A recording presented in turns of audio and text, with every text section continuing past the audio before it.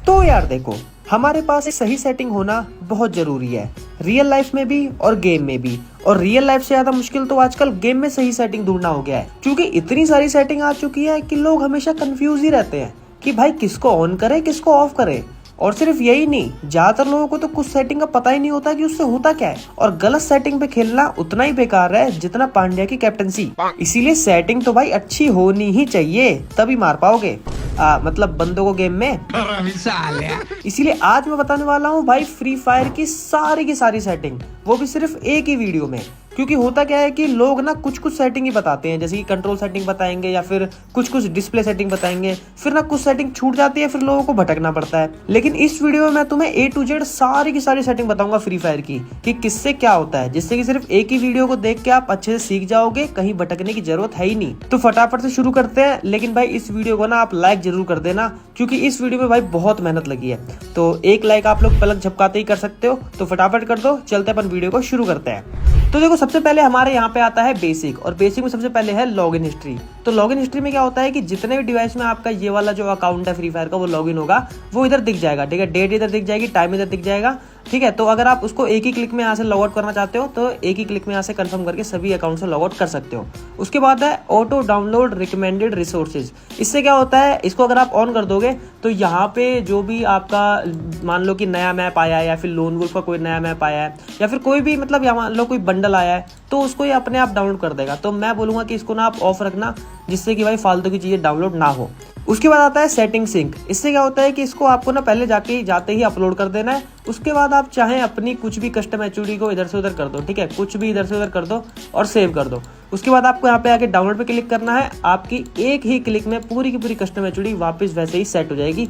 तो ये एक बहुत ही ज़्यादा बढ़िया ऑप्शन है। आपको हमेशा अपलोड करके रखना है अपनी जो भी आप कस्टम एचडी को यूज़ करते हो। फिर ब्राउजर को आपको हमेशा क्लियर कैश करते रहना है, इससे आपका कैशे जो है वो क्लियर होता रहेगा। उसके बाद आपका कोई नेटवर्क इशू होता है तो आप इसके यहाँ पे सेंड रिपोर्ट करके भेज सकते हो, है ना, जिससे कि आपका नेटवर्क इशू जो है वो थोड़ा बहुत ठीक हो सकता है। फिर आती है हमारी सेंसिटिविटी। ठीक है, सेंसिटिविटी को मैं ज़्यादा लंबा नहीं खींचूंगा, आप इसको 100 कर लेना। रेड डॉट से कुछ फर्क पड़ता नहीं है। 2x स्कोप और 4x स्कोप को 80-80 रखना, और स्नाइपर स्कोप को आप लोग रख सकते हो 30 to 40 के बीच में रख लेना, और फ्री लुक को रख लेना 20 के आसपास। ठीक है, क्योंकि फ्री लुक बहुत ज़्यादा सेंसिबल होता है। तो ये सेंसिटिविटी है। बाकी आप जनरल सेंसिटिविटी को थोड़ी बहुत कम भी कर सकते हो, वो आपके डिवाइस पे डिपेंड करता है। ज़्यादा अच्छा डिवाइस है तो थोड़ी बहुत कम करके उसको एडजस्ट कर सकते हो। फिर आता है कंट्रोल। कंट्रोल में देखो, एम प्रिसीजन को अगर आप डिफॉल्ट पे रखोगे ना, तो आप जब भी किसी के ऊपर फायर करोगे तो आपका जो एम है वो अपने आप उसके ऊपर चिपकेगा। अगर थोड़ा बगल में ही फायर करोगे तो सामने वाले बंदे पे एम चिपकेगा, और साथ में जो स्कोप को ऑन ऑफ करोगे दूर वाले बंदे पे, तो भी अपने आप स्कोप से सामने वाले बंदे पे अपने आप एम चले जाएगा।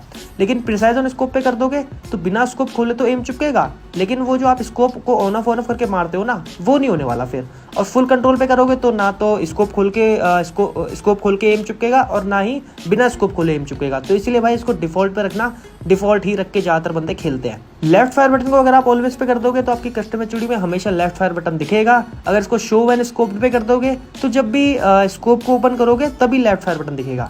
होल्ड फायर टू स्कोप वाला जो ऑप्शन है ये भी एक बढ़िया ऑप्शन है। इससे होता क्या है कि इसको अगर आप ऑन रखोगे और कोई भी स्नाइपर को, जब आप फायर बटन पे क्लिक करोगे स्नाइपर को लेके, तो फायर बटन पे क्लिक करते ही अपने आप ही स्कोप ओपन हो जाएगा। ठीक है, इसको अगर आप ऑन कर दोगे तो। और अगर आप इसको ऑफ रखोगे तो स्नाइपर लेके जब भी फायर बटन पे क्लिक करोगे तो स्कोप ओपन अपने आप नहीं होगा, डायरेक्ट फायर हो जाएगा। ठीक है, जिससे कि एक्यूरेट फायर नहीं होता।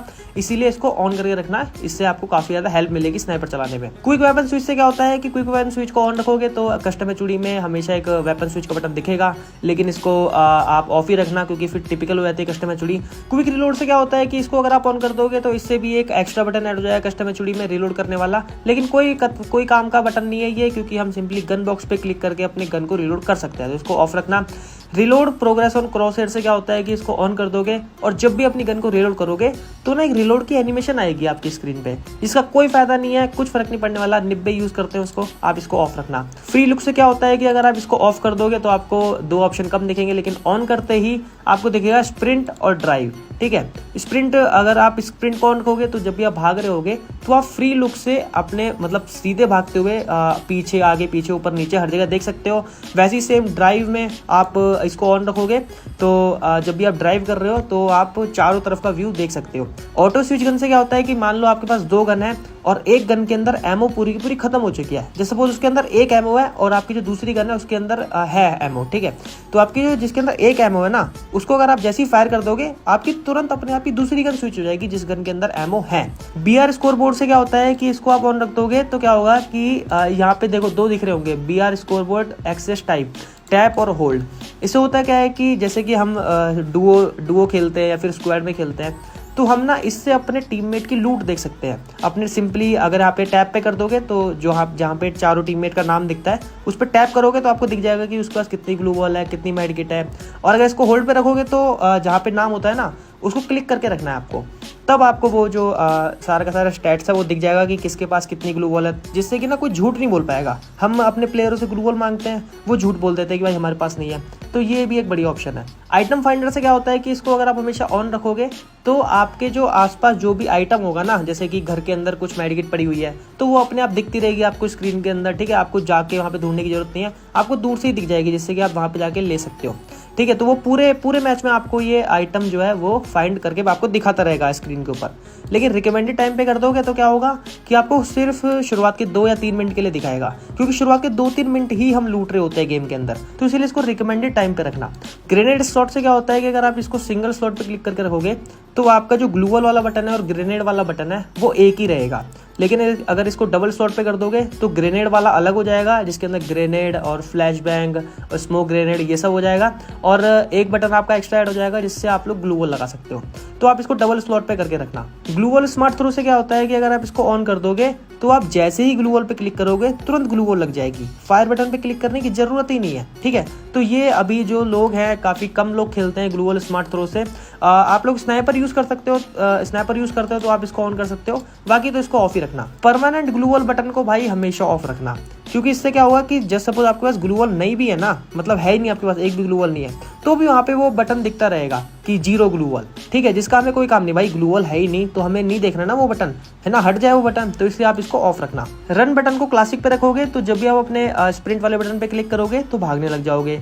ड्रैग अगर इसको सेलेक्ट कर दोगे तो आपको अपनी जॉयस्टिक को ऐसे ऊपर की साइड ड्रैग करना पड़ेगा, तब आप लोग स्प्रिंट करोगे, मतलब तब आप लोग भागोगे, जैसे पबजी के अंदर होता है। और अगर मिक्स पे कर दोगे तो बटन भी रहेगा और जॉयस्टिक को ड्रैग करके भी भाग सकते हो। लेकिन भाई इसको मिक्स्ड और ड्रैग मत रखना, क्योंकि हम लोग कभी भी नूब वॉक वगैरह कर रहे होते हैं तो एकदम से वो कैरेक्टर भागने लग जाएगा, इसीलिए इसको क्लासिक पे रखना। व्हीकल कंट्रोल जो है, जो पीसी में लोग खेलते हैं वो उसको 1 हैंडेड रखते हैं, और जो मोबाइल में खेलते हैं वो उसको 2 हैंडेड रखते हैं। तो मोबाइल वाले सभी के सभी प्लेयर्स को 2 हैंडेड रखना, क्योंकि 1 हैंडेड कर दोगे अगर इसको मोबाइल में तो आपको जॉयस्टिक से चलानी पड़ेगी जो आपकी गाड़ी है, जिससे कि आप लोग मतलब मोबाइल के अंदर बिल्कुल नहीं चला सकते जॉयस्टिक से, तो इसको 2 हैंडेड रखना।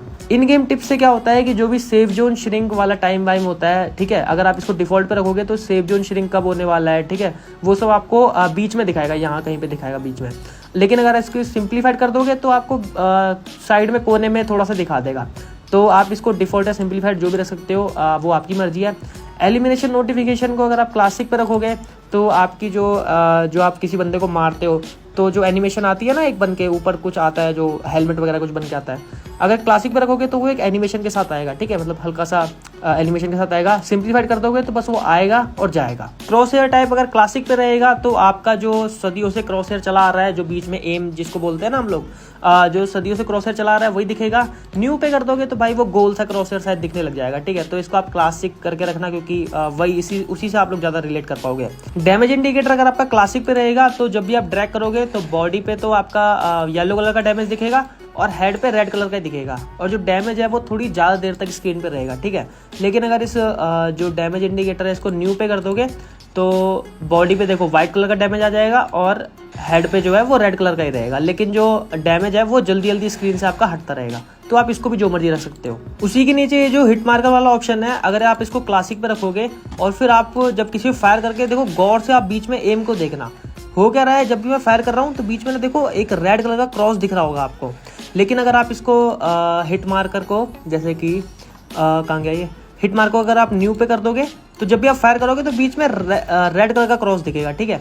तो आप इसको जो मर्जी रख सकते हो, इस पर तो कोई मतलब ध्यान जाता भी नहीं है, ठीक है। तो आप इसको जो मर्जी रख सकते हो, रेड मतलब न्यू रख लेना, कोई दिक्कत नहीं है। टीममेट इन्फो अगर क्लासिक पे रहेगा तो आपका जो टीममेट है वो आपके पास आए चाहे दूर जाए, उसका जो नाम है वो सेम वैसा ही दिखेगा। लेकिन ट्रांसलूसेंट कर दोगे तो जो आपका कोई टीममेट आपके पास आएगा तो उसका नाम जो है वो थोड़ा सा मतलब उसकी ओपेसिटी कम हो जाएगी और थोड़ा दूर जाएगा तो वो सिंपल आपका वो नाम दिखेगा अच्छे तरीके से पूरा वाइट। तो आप इसको ट्रांसलूसेंट रखना। टीममेट निकनेम को अगर आप हाइड कर दोगे तो जो भी आपने अपने टीममेट का निकनेम रखा होगा, जो भी हैशटैग में हम लोग रखते हैं, तो हाइड कर दोगे तो गेम में वो निकनेम नहीं दिखेगा, सिंपली नाम दिखेगा। डिस्प्ले कर दोगे तो जो गेम के अंदर भी आपको टीममेट का हैशटैग वाला नाम दिखेगा। ऑटो पिकअप में यहाँ पे जितने भी आपको दिख रहे हैं ना, ये वेपन, आर्मर, बैकअप, ये आपको सबको ना ऑन रखना है, ठीक है, जिससे कि भाई सारे के सारे जो हैं आपके जल्दी जल्दी आपके बैग में आएंगे। और नीचे सबसे पहले देखना ऑटो पिकअप स्पीड लिखा होगा, इसको आपको फास्ट पे रखना है, ठीक है, जाके चेक करना है, डिफॉल्ट पे होता है, आपको इसको फास्ट पे रखना है, जल्दी जल्दी आपके बैग में लूट आएगी। उसके बगल में जो प्रायोरिटी वाला ऑप्शन है, इससे क्या है कि जैसे मान लो आपके पास कहीं पे लूट में मेडिकिट और एमओ पड़े हुए हैं, ठीक है, मेडिकिट पड़े हैं और एमओ पड़े हैं, तो क्या आपके बैग में पहले आना चाहिए, मेडिकिट पहले आनी चाहिए या एमओ आना चाहिए, ठीक है। अगर आप चाहते हो कि एमओ पहले आए, मेडिकिट बाद में, आप इसको ज़्यादा प्रायोरिटी देना चाहते हो तो यहाँ पे सिंपली ऊपर वाले बटन को क्लिक कर देना, तो ये एमओ देखो, एमओ ऊपर आ जाएगा, मतलब अब कहीं पे एमओ मेडिकिट पड़े होंगे तो एमओ आपके बैग में पहले आएगा। ऐसे सिंपली अगर आप ग्रेनेड को सबसे पहले लेना चाहते हो तो ग्रेनेड को ऊपर ऊपर ऊपर भेज दो, देखो ग्रेनेड सबसे ऊपर आ गया।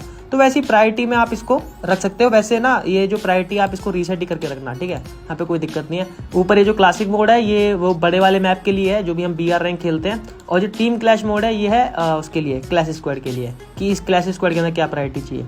तो आपको सिंपली प्रायोरिटी को छेड़ने की कोई जरूरत नहीं है। उसके बाद यहाँ पे डिस्प्ले को आपको स्टैंडर्ड पे रखना है। स्टैंडर्ड पे एकदम बढ़िया चलता है गेम ना, मतलब सारे के सारे ग्राफिक्स भी अच्छे तरीके से दिखते हैं और सब कुछ बढ़िया चलता है। अल्ट्रा मैक्स इसको मत करना, फ़ोन की ऐसी तैसी हो जाएगी। हाई FPS को हाई पे जैसे ही करते जाओगे यहाँ पे ये तुरंत एक वो दे देगा नोटिफिकेशन की भाई selecting higher FPS may cause the device to experience excessive heat और लैगिंग मोर इजली। मतलब अगर आप इसको, ये सामने से खुद कह रहा है कि भाई अगर आप इसको हाई कर दोगे तो आपका जो डिवाइस है वो एक्सेसिव हीट और लैग की प्रॉब्लम से गुजर सकता है, तो इसलिए हाई मत करना इसको। ऑटो स्केल को ऑफ रखना, मिनी मैप को हमेशा रोटेटिंग पे रखना, इसको नॉर्थ अप मत कर देना, गलती से खेल ही नहीं पाओगे। और गन शॉट अलर्ट को ऑन कर दोगे तो साइड से कोई बंदा फायर कर रहा होगा तो स्क्रीन के ऊपर ही वो बुलेट के निशान में आपको दिखता रहेगा। साउंड में आओगे, साउंड में आपको वैसे छेड़ने की जरूरत नहीं होती, लेकिन म्यूजिक देखो, म्यूजिक चाहिए नहीं होता। साउंड इफेक्ट जो है वो यहाँ से एडजस्ट कर सकते हो कि गेम के साउंड इफेक्ट कितने आपको आने चाहिए।